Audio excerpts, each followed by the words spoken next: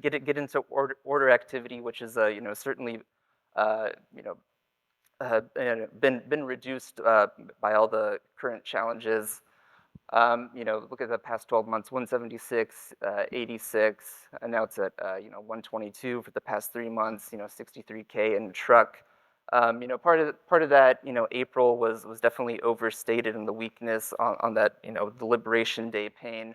But all the factors previously mentioned have certainly weighed on orders, and there's a little bit of seasonality to that as well. The strong order season is coming up in Q3, Q4.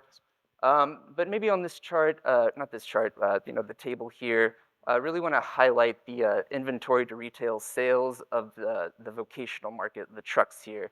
That's 6.4 months. The historical average is 3.9. Vocational inventories are at near all-time highs. And then maybe just wanted to pause here. I think uncertainty's been the word, but I think if we look at, kind of the OEM or kind of industry build plans and sort of the backlog fill for Q3 and Q4, they're 89, 87% filled, which is in line kind of with historical averages, for July ending. But I think what this shows or what this implies is that there is some level of visibility and stability for build rates in the second half of this year.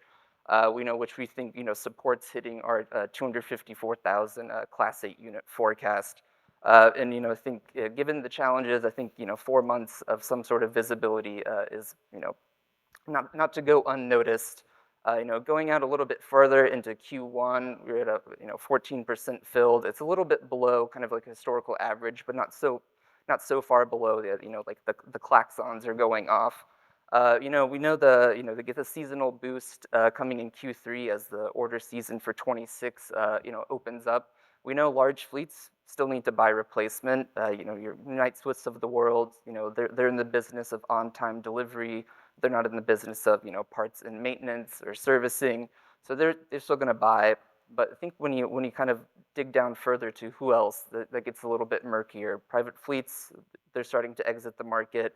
Think of the headwinds in vocational, the uncertainty with trade or policy. I think maybe a smaller seasonal bounce is maybe the most likely kind of expectation this year.